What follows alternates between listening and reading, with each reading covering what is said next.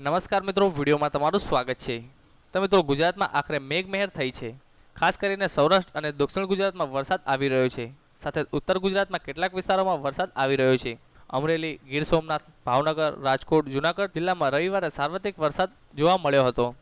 તો વરસાદ આવતા લોકોને ગરમીમાંથી રાહત મળી છે।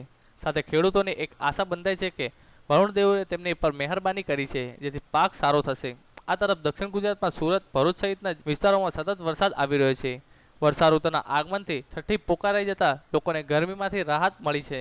તો બીજી તરફ ભાવનગર જિલ્લાના ધારિયાદા તાલુકામાં વીજળી પડવાનો ભયાનક કિસ્સો કેમેરામાં કેદ થયો છે।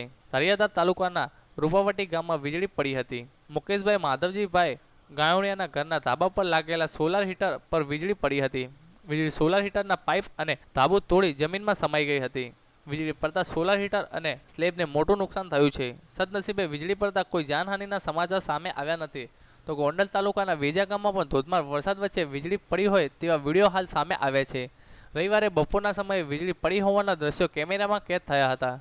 વીજળી પડ્યાને લઈને કોઈ જાનહાનિના સમાચાર નથી। તો બનાસકાંઠા જિલ્લામાં બરાબરનો વરસાદી માહોલ છવાયો હતો।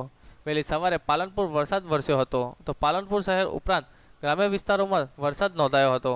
તો મિત્રો, તમારે ત્યાં કેવો વરસાદ વરસી રહ્યો છે તે નીચે કમેન્ટ બોક્સમાં જણાવી શકો છો। તો બસ મિત્રો, અમારા વિડીયો માટે બસ આટલું જ।